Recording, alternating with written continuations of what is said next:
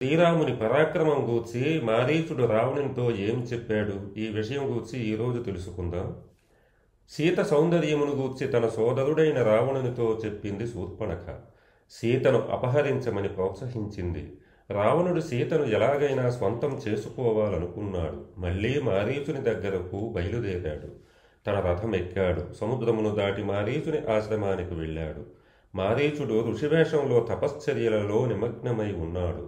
శ్రీరాముడంటే భయంతో ఇలా ఆశ్రమవాసిగా జీవిస్తున్నాడు. మారీచుడు రావణుని చూడగా దిగ్భ్రాంతికి లోనైనాడు. ఇంత త్వరగా తిరిగి రావటానికి కారణమేమని ప్రశ్నించాడు. అందుకు రావణుడు ఇలా బదులిచ్చాడు. జనస్థానంలో రాముడు రాక్షసులను ఊచకోత కోసిన వార్త విన్నాక నాకు క్షణమైనా శాంతి లేకుండా పోయింది. అందువలన నేను సీతను అపహరించాలని నిశ్చయించుకున్నాను. ఇందుకోసం నేను చాలా తెలివైన పథకం వేశాను. నీవు వెండి మచ్చలు నిండిన ఒక బంగారు లేడి రూపమును ధరించాలి. ఆ తర్వాత అరణ్యంలోనికి వెళ్ళి సీత ముందు ఆటలాడాలి. అలాంటి అద్భుతమైన ప్రాణిని చూసి ఆమె ముచ్చట పడుతుంది. పెంపుడు జంతువుగా కావాలంటుంది. ఆమె ముందు చెంగు చెంగున గంతులేస్తూ ఆడిన మీదట రాముణ్ణి దూరంగా తీసుకువెళ్ళు. అంతలో నేను వచ్చి సీతను అపహరించి లంకకు తీసుకుపోతాను. ఆ తర్వాత తమ ప్రియతమ పత్ని వియోగ కారణముతో రాముడు దుఃఖమగ్నుడై శోషిస్తాడు. అప్పుడు సులభంగా సంహరించగలను అని సమాధానమిచ్చాడు. రాముడి పేరు వినగానే మారీచుడు ఎంతగానో భయపడిపోయాడు. రెప్పవాలని కన్నులతో నోరు ఎండిపోగా రావణుని వంక చూస్తూ చేతులు జోడించాడు. ఓ ప్రభూ, ఈ పథకమునే గనుక నీవు అమలు చేయ యత్నిస్తే దాని వలన నీ లంకారాజ్యం సర్వనాశనం కావటం తథ్యం. నీ కామ ప్రవృత్తి వలన సకల రాక్షసులు హతమవుతారు. రాముని పరాక్రమం గూర్చి తెలియక నీ వినాశనం వైపు పరుగెడుతున్నావు. నీ స్వీయ వినాశనమును కొని తెచ్చుకునే ముందు రాముని యొక్క సర్వోన్నతమైన మహిమా విశేషములను గురించి చెబుతాను. నేను నా మానవాతీత శక్తికి గర్విస్తూ విర్రవీగుతూ గదను చేతబట్టి భూతలమంతటా సంచరించేవాడిని. దండకారణ్యములోని ఋషుల మాంసమును తిని జీవిస్తుండేవాడిని. విశ్వామిత్రుడు భయంతో దశరథ మహారాజు వద్దకు వెళ్ళాడు. తన యజ్ఞకార్యమును రక్షించడం కోసం రాముని సహాయమును అర్థించాడు.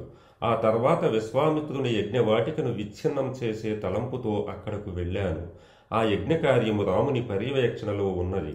ఒకే ఒక్క బాణముతో నన్ను 800 మైళ్ళు విసిరేశాడు. నాతో ఉన్న ఇతర రాక్షసులను సంహరించాడు. అలా ప్రాణములతో వదిలిపెట్టబడిన నేను తిరిగి స్పృహలోకి వచ్చి లంకకు తిరిగి వచ్చాను. కానీ నా గర్వం మాత్రం అనగలేదు. ఒక పెద్ద నరమాంస భక్షకి అయిన దుప్పి రూపం దాల్చాను. అగ్నిజిహ్వుడినై దండకారణ్యమునకు తిరిగి వచ్చాను. ఋషుల రక్తమును పీలుస్తూ యథేచ్ఛగా సంచరించాను. ఆ దండకారణ్యంలోనే లక్ష్మణునితోనూ సీతతోనూ సంచరిస్తున్న రాముణ్ణి చూశాను. నా గతకాలపు ఓటమి యొక్క చేదు జ్ఞాపకం నా మనస్సులో ఉంది. రాముడు సన్యాస జీవనం గడుపుతున్నాడనే ధైర్యంతో అతనిపై ప్రతీకారం తీర్చుకోవాలనుకున్నాను. కానీ నేను రాముని వైపు ఉరకగానే రాముడు 3 బాణములను వదిలాడు. నా సహచరులిద్దరూ అక్కడికక్కడే హతమైనారు. నేను నా ప్రాణములను కాపాడుకోవడం కోసం పారిపోయాను. పారిపోయేవాడిని రాముని బాణములు చంపవు. కనుకనే నా ప్రాణం నాకు దక్కింది. ఆనాటి నుండి రాముని భయం నన్ను దహించి వేస్తున్నది.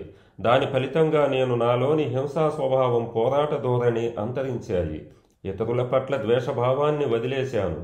యోగ సాధన ద్వారా తపస్జీవనమును స్వీకరించాను. కానీ ఏ వృక్షమును చూసినా అది నార వస్త్రములను ధరించిన రాముడేనని నాకు అనిపిస్తున్నది. నేను మనశ్శాంతిని సాధించలేకపోయాను.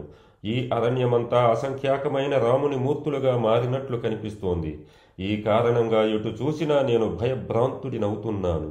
ఒక్కొక్కసారి నా స్వప్నములలో రాముడు కనిపిస్తూ తక్షణమే మెలకువ వస్తుంది. గుండె భీతితో దడదడలాడుతోంది. నిజానికి రాముడంటే నాకు ఎంత భయం పట్టుకున్నదంటే రాకారంతో మొదలయ్యే రథం, రత్నం, రాయి వంటి మాటలు విన్నప్పుడు కూడా నా గుండె భయంతో దడదడలాడుతోంది. నీ పేరులో కూడా రా ఉంది గనుక చివరికి నీ పేరు విన్నా, నిన్ను చూసినా నాకు భయమేస్తుంది. ఓ రాజా, నీ శ్రేయస్సు నా శ్రేయస్సు కోరి సలహా ఇస్తున్నాను. నీవు సీతాపహరణం గూర్చి మర్చిపో. నీవు అలాంటి పాపకార్యం ఎందుకు చేయాలి? పరస్త్రీని అపహరించుటకు మించిన ఘోరమైన నేరం వేరొకటి లేదు. నీకున్న వేల కొలది భార్యలతో సంతృప్తి చెందు. నీ హుందాతనము, రాజ్యము, ప్రాణములు కాపాడుకో అని మారీచుడు సలహా ఇచ్చాడు. అంతా విన్న రావణుడు, నేను ఇదివరకే నీ సలహా పాటించాను, ఇప్పుడు నేను చెబుతున్నాను, నీవు వినాలి. నేను సీతను అపహరించడానికే నిశ్చయించాను. నా నిర్ణయాన్ని మార్చుకోను. నేను చెప్పినట్లు నీవు చేయకపోతే నా చేతిలో నీకు చావు తప్పదు. వెంటనే లేడి రూపం దాలుస్తావా లేదా నా చేతిలో మరణిస్తావా తేల్చుకోమన్నాడు రావణుడు.